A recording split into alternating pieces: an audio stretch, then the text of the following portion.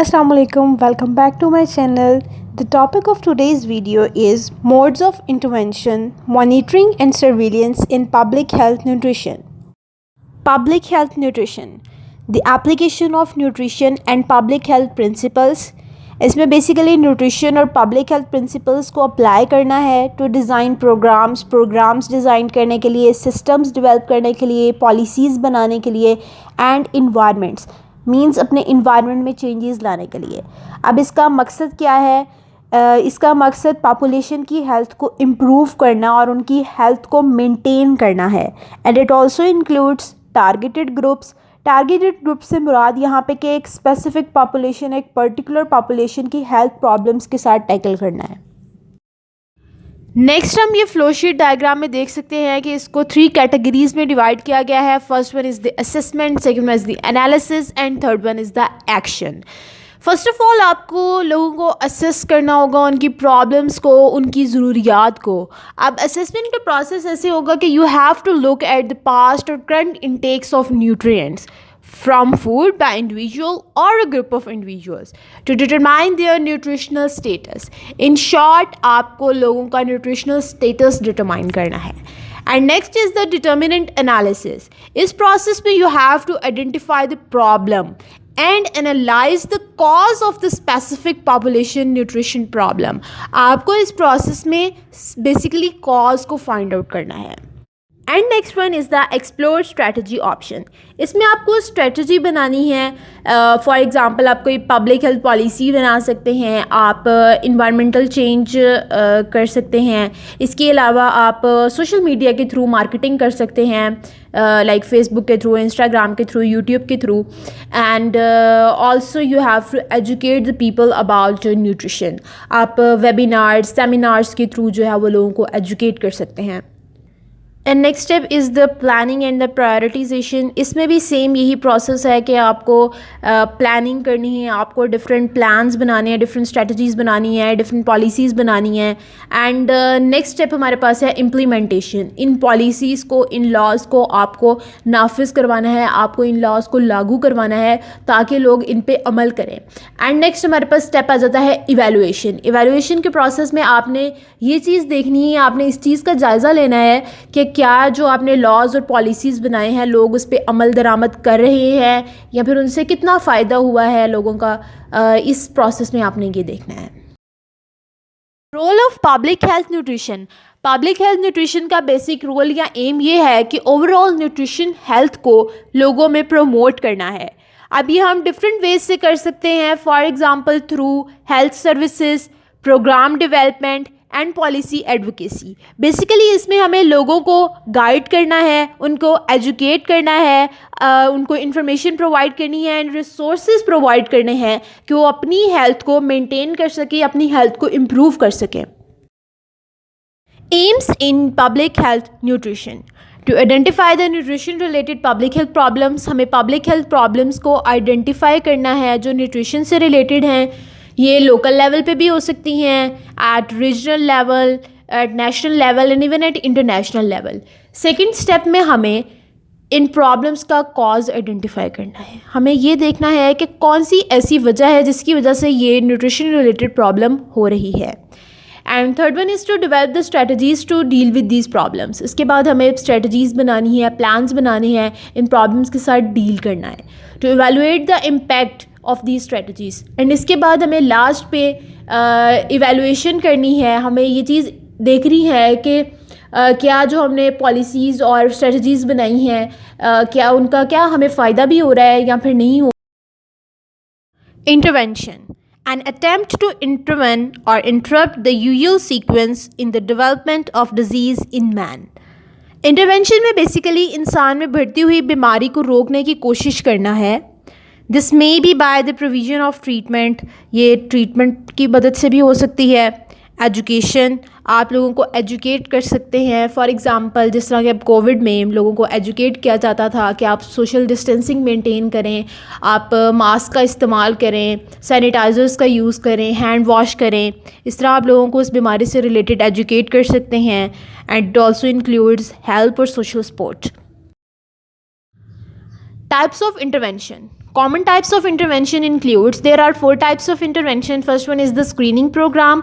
Screening program is basically used to monitor the incidence of disease. मतलब incidence of disease से मुराद के new cases of disease in are defined population over a specified period of time. इसमें हम corona virus की example put कर सकते हैं कि जब कोविड आया था उस टाइम पे हम सुनते थे कि आज जो हैं वो 40,000 केसेस रिपोर्ट हुए हैं, मतलब जो न्यू केसेस रिपोर्ट हो रहे थे, that's the screening programme. And second one is the vaccination. Vaccination जो है वो हमें हेल्प करती है, हमारी इम्यून सिस्टम को स्ट्रॉन्ग करती है किसी भी डिज़ीज़ के अगेंस्ट. जिस तरह हम सब ने भी वैक्सीनेशन करवाई against corona virus. And third one is the food and water supplementation. Food जो है basically is a source of nutrients and water जो है वो हमारी बॉडी को हाइड्रेट रखता है. अगर डिहाइड्रेशन होती है तो डिहाइड्रेशन जो है वो हमारे मूड को स्पॉइल कर देती है. एंड डिहाइड्रेशन जो है वो आपकी डिसीजन मेकिंग पावर को बहुत ज़्यादा डिक्रीज़ कर देती है, बहुत ज़्यादा लो कर देती है. So it's really important to be hydrated. And next one is the health promotion. Health promotion enables people to increase the control over their own health. अब नेक्स्ट हमारे पास है फ्लोशीट डायग्राम. इसमें सबसे पहले आप देख सकते हैं डेवलपमेंट है. डेवलपमेंट में आपने प्रोग्राम्स डेवलप करने हैं, पॉलिसीज़, लॉज एंड प्रोसेसेस बनाने हैं किसी भी स्पेसिफिक प्रॉब्लम को सॉल्व करने के लिए. एंड नेक्स्ट स्टेप में इम्प्लीमेंटेशन का प्रोसेस आ जाता है कि आपको इन सब लॉज को इम्प्लीमेंट करवाना है, इन पॉलिसीज़ को इम्प्लीमेंट करवाना है. एंड नेक्स्ट स्टेप में इवेलुएट करना है. एवेल्यूशन के प्रोसेस के बाद हमारे पास सबसे इंपॉर्टेंट स्टेप आ जाता है ट्रांसफ़र एंड डिसमिनेशन. इसमें ट्रांसफ़र एंड डिसमिनेशन के प्रोसेस में आ जाता है हमारे पास कि डिस्ट्रीब्यूशन ऑफ एन इंटरवेंशन. आपने जो भी आपकी इनोवेशन है, कोई भी इंफॉर्मेशन है, आपने उसकी स्पेसिफिक ऑडियंस को जो है वो डिलीवर करना है. नेक्स्ट हमारे पास है पब्लिक हेल्थ इंटरवेंशन प्रोफेशनल्स का रोल आ जाता है. इसमें उनकी रिस्पॉन्सिबिलिटीज़ आ जाती हैं. First one is the disease and vaccination research and diagnostic laboratories. अब ये जो प्रोफेशनल्स हैं इनका काम होता है, कोई भी एक डिज़ीज़ आई है उसका आपने कॉज फाइंड करना है एंड देन उसकी वैक्सीनेशन आपने बनानी है, उसको उस पर रिसर्च करनी है, उस पर जो है वो आपने डिफरेंट ट्रायल्स करने हैं. अब वो ट्रायल्स एनिमल्स पे भी हो सकते हैं, ह्यूमंस पे भी हो सकते हैं.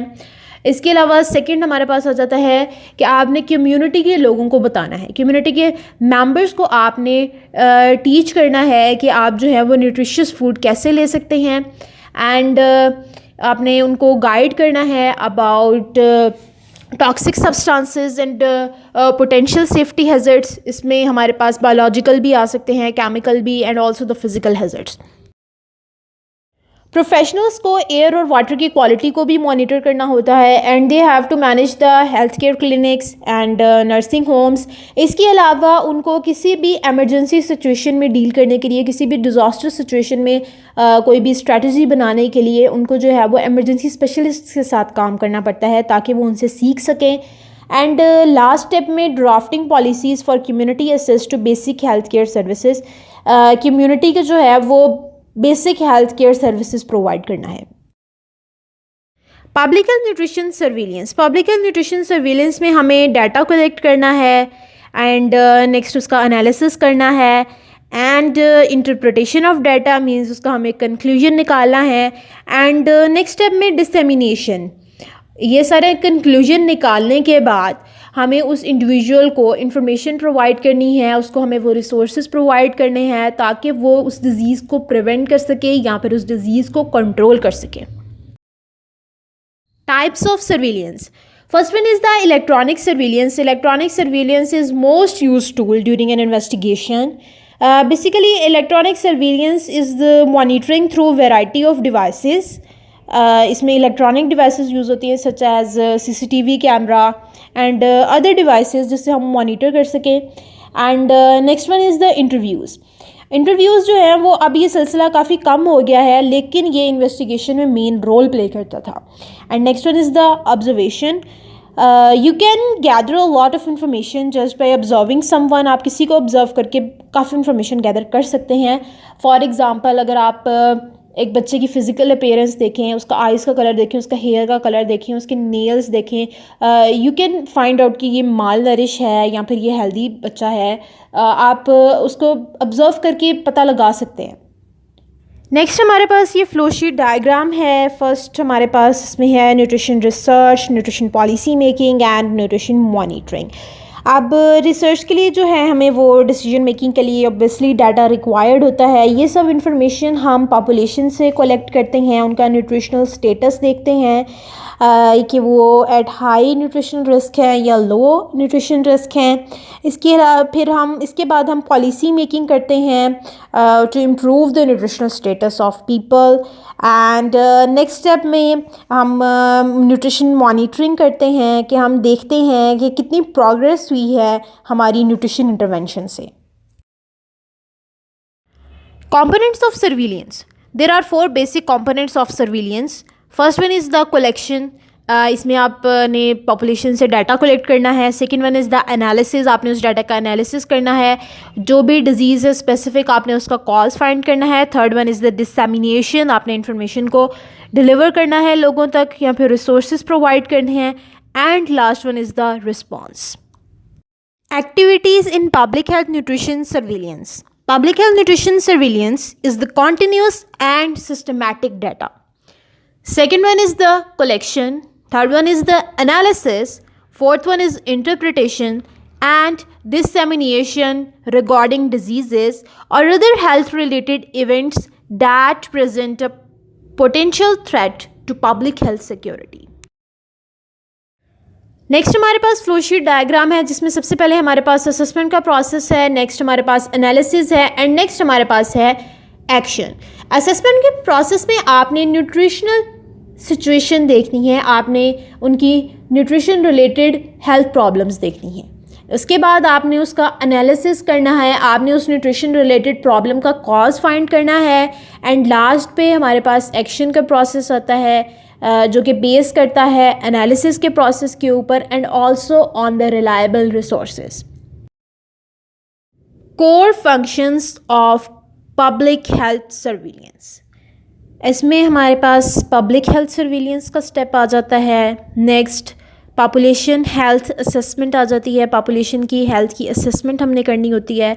And next disease and injury prevention, आपको किसी भी डिज़ीज़ और इंजरी से प्रिवेंट करना है। एंड हेल्थ प्रमोशन, लोगों में जो है वो हेल्थ को प्रमोट करना है। एंड लास्ट स्टेप में health protection. Public health monitoring, public or population health monitoring is the regular collection of data on relevant components of health and its determinants in the population or in samples, thereof aimed at informing the public health policy process. Public health monitoring के process में basically आपको data collect करना है population का और samples का and then you have to inform them about the public health policy process. Components of monitoring, monitoring models, what elements of public health do we monitor और why? सबसे पहले इसमें ये चीज़ आ जाती है कि पब्लिक हेल्थ एलिमेंट्स हम कौन सी मॉनिटर करें और हम क्यों मॉनिटर करें। Second one is the indicators for public health monitoring, इसमें हमारे पास लाइफ एक्सपेक्टेंसी आ जाती है एंड मॉर्टेलिटी रेट आ जाता है। And third one is the underlying data. Underlying data is basically used to generate or support the study findings. Reporting of outcomes of public health monitoring. आपको public health monitoring के जो outcomes हैं उनकी report तैयार करनी है। It includes content, reporting formats or tools, process and it also interact with the user or commissioner. And next one is the including forecast and evaluation of impact of reporting, आपको जो reporting का impact है उसकी evaluation करनी होती है। ये flowsheet diagram हम पहले भी स्टडी कर चुके हैं। It starts from define needs and analysis problems and next step is the determinant analysis. Next one is the explore strategy options, planning and prioritisation, implementation and evaluation.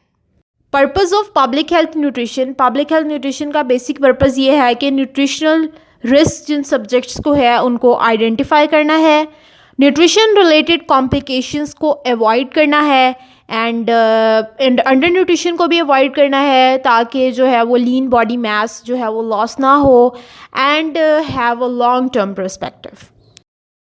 Next हमारे पास nutrition monitoring के 3 components आते हैं। जैसे कि nutrition target जो है it should be individualised, so the monitoring should be individualised. जैसे हमारा न्यूट्रिशन टारगेट इंडिविजुअलाइज है, सो हमारा न्यूट्रिशन मॉनिटरिंग का प्रोसेस भी जो है वो इंडिविजुअलाइज्ड होना चाहिए। So first one is the nutrition balances. इसमें हमारे पास कैलोरिक बैलेंस आ जाता है एंड प्रोटीन बैलेंस आ जाता है। Second one is the estimation of energy expenditure, it should also be individualised. And third one is the blood chemistry.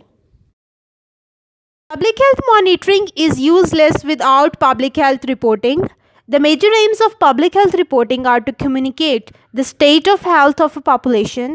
Basically, public health reporting का aim है is the promotion of health among individuals or a group of individuals.